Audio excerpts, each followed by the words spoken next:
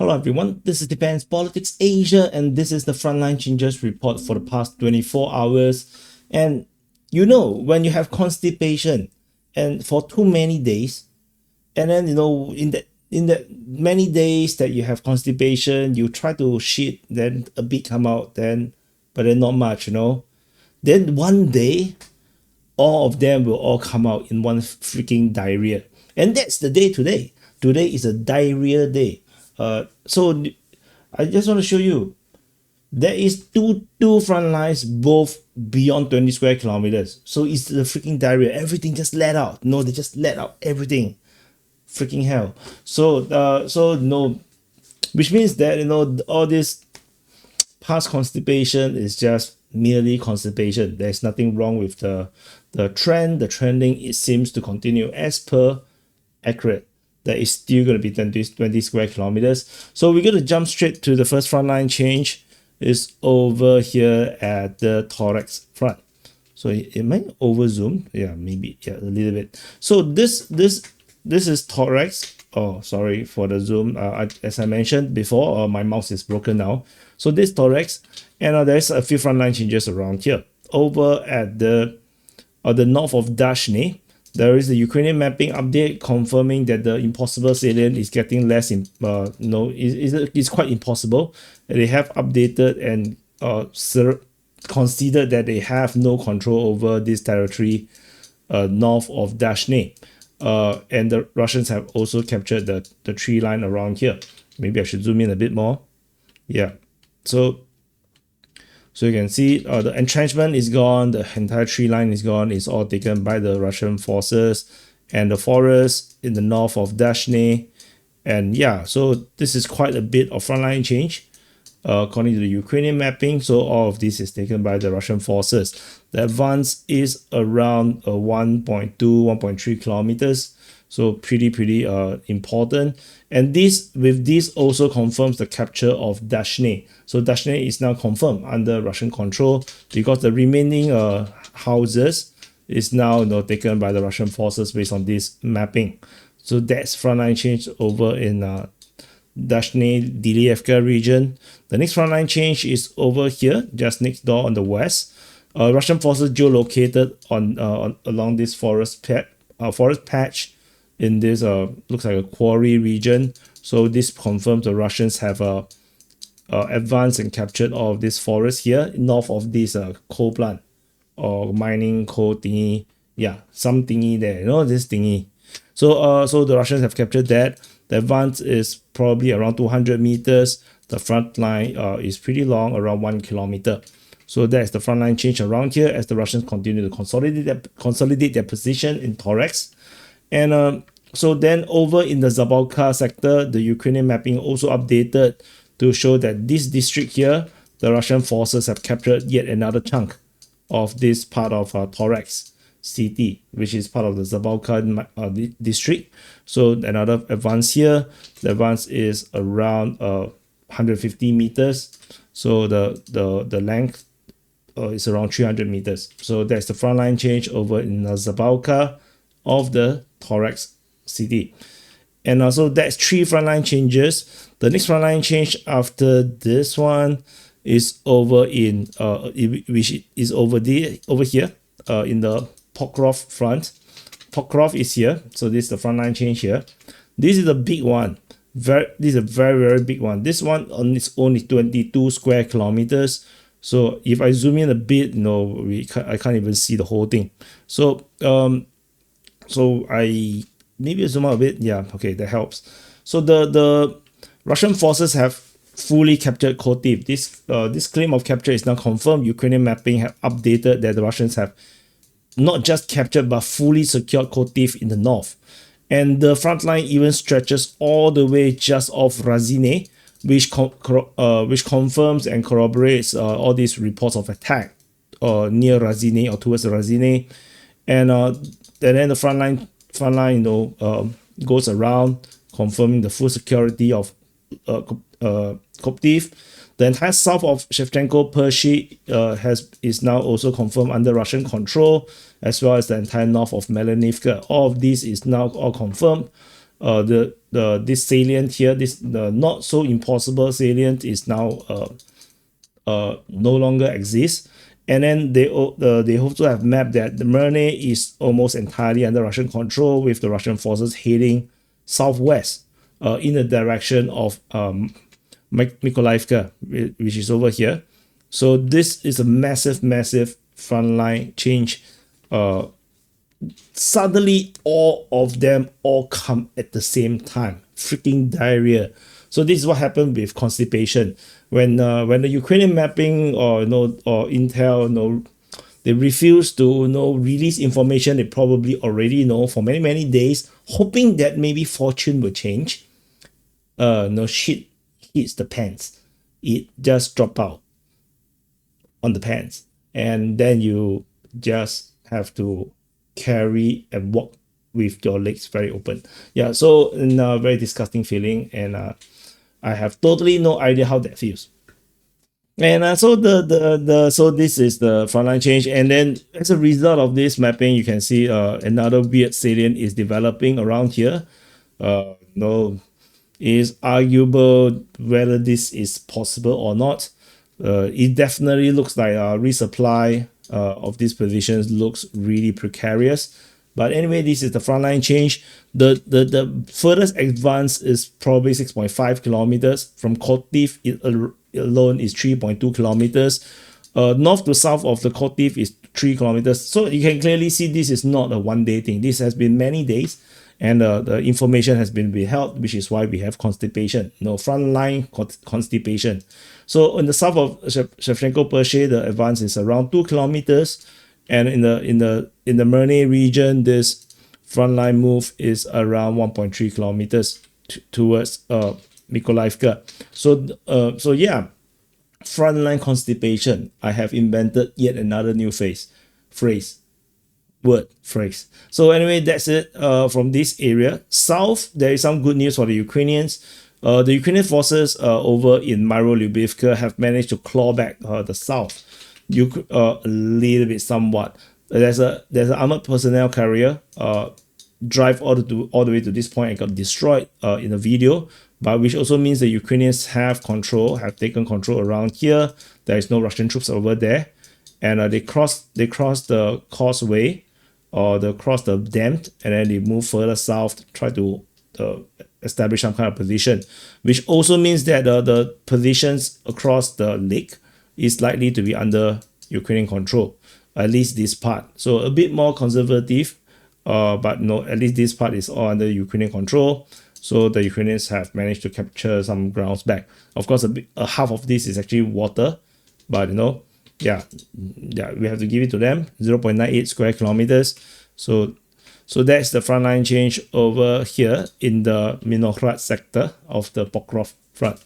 The next frontline change is over on the Pokrovsk sector.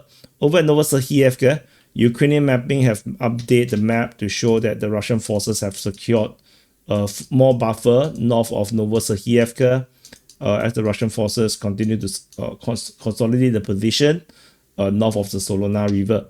So probably you cannot see it. I kind of draw it like a bit here. Yeah. So there's a change around here.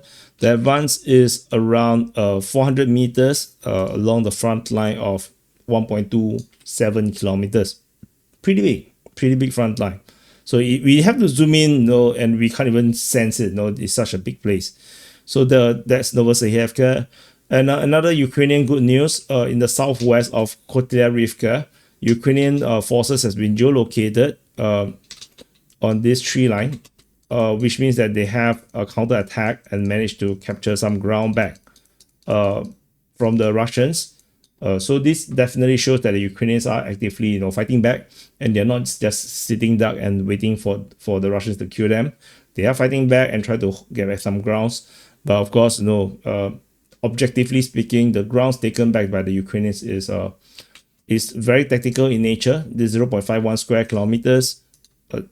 And then around 700-600 meters of advance, but qualitatively this is very weak compared to what the Russians have captured. But yeah, at least they're doing something and they're taking something back. So So Ukraine is winning. So we go on to the next frontline change is over at the Komar front, and you can see this is yet another of this massive collapse. This is Komar. So along the Oleksievka line, this line here is witnessing some kind of a massive collapse. So we have to cover one by one. So over on the east of Oleksievka, this is Oleksievka, Russian forces have been geolocated. So this geolocation, this is confirmed, where the Russian forces have been is attacking northward from the main road. So which means that all these forests and tree lines along south of this geolocation must be under Russian control. And the fact that there is a heavy fortification here, the Russians chose to go up here, means that this fortification must be secured already by the Russian forces. So this entire area here is taken by the Russian forces, now confirmed. But Oleksievka, we haven't confirmed that it's entirely captured by the Russian forces at this moment, based on the mapping that we have. So the advance here is around 1 kilometers deep. So then we have this big piece over around here. So before I go there, I think I should cover the Dashne first, because this is the geolocation. So Russian forces raised the flag at the end of the Dashne, confirming the Russian forces have captured Dashne. So this is a confirmed capture, and the advance come from the crossing over here. The Russians enter and then went to capture Dashne, and so this is what it takes. The stretch here all the way to the bridge is 3 kilometers, around 3.2 kilometers. From the river is around 900 meters. So that is a full capture for Dashne. And then we have this long piece over here. This long piece is the Russian claim. This is based on Russian mapping. So they have updated the map clearly based on the somewhat, also based on what the Russian Defense Ministry have announced, the capture of Novoukrainka and Zeleny Kut. So as well as Oleksievka. All this line of settlements based on Russian perspective is fully under Russian control. And in the Russian mapping, they have mapped it in this way. Oleksievka is under Russian control. Zeleny Kut is under Russian control. Novoukrainka, and then the entire tree line north of Dashne as well, of course, Dashne. So, which means if you believe what the pro-Russian mapping have mapped, the Russian forces have basically captured the entire chain of settlements and in a decent way, and captured everything. So I have drawn all the arrows first. Yeah. So this is all under Russian control based on the Russian mapping. So very, very big chunk. This Russian mapping piece, this claim is already on its own 7 square kilometers. So this is a very big piece here. So this is the Oleksievka line that is now has entirely collapsed to Russian control. I think the Russian claim is most likely correct based on the fact that they have captured Dashne. I think most likely the rest of the settlements are most likely under Russian control. Over in the north of Komar, Ukrainian mapping have also updated that the Russian forces have expanded the zone of control in the north of Komar. So all this area here is under Russian control. So give me a second. I want to show you this is the Ukraine mapping. Yeah. So this is why the mapping is a little bit weird. They claim that the Russians went up north, but then this is a gray zone here, and the Russians just have this small little hook around here. This is how they have drawn the mapping. Very, very weird. Which is why on our mapping there is this weird salient here, which don't make any sense. And otherwise, all of these places we already confirmed by geolocation. So the Ukrainian claims are not valid for now. So the Russian forces, based on Ukrainian mapping, have went up to the east along the forest line, along the highway, on the eastern outskirts of Peribudova, and also secured a big chunk of the highway in this sector. So this is the Russian advance in the north of Komar. The advance is around 600 meters, and to the furthest extent is around 1.7 kilometers. So this front line is around 3.3 kilometers long. So that's the front line change over at Pedobudova and north of Komar. So this chunk is pretty big, and this is 2.21 square kilometers.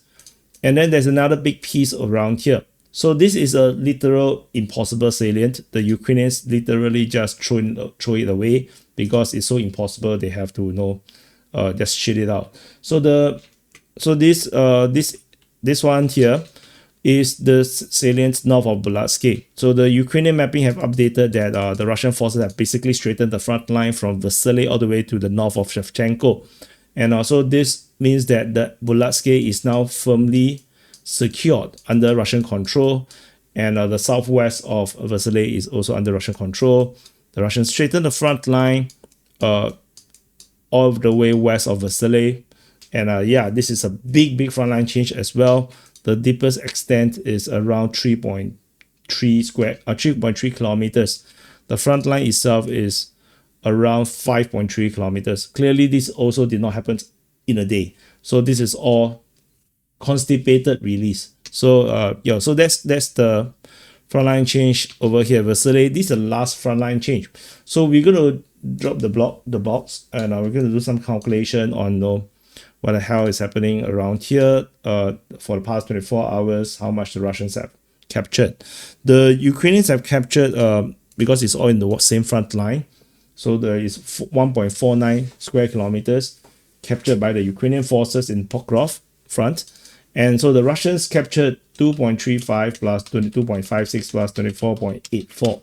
Total area captured by the Russian forces is 49.75 square kilometers. So this is 24 hours, and which means that this is more than enough to cover, or just nice enough to cover those few days that the Russians seem to have very little captures. So that's about it. So anyway, I'm still expecting more big frontline changes because there's still quite a number of discrepancy. The parallel universe still exists. There's a number of places that still have weird salience, and if you look at the Ukrainian mapping, it's still full of ridiculous gray zones. All these big chunk of gray zones is most likely already taken by the Russian forces. So I'm expecting a lot more major frontline changes coming up in the next few days. So anyway, that's it. Thank you for watching. Do press the like button, subscribe, and yeah, and I'll see you guys. Happy birthday to you if your birthday today. And press the like button, subscribe. Check out all the other news that I do report on, and I'll see you guys in the next update.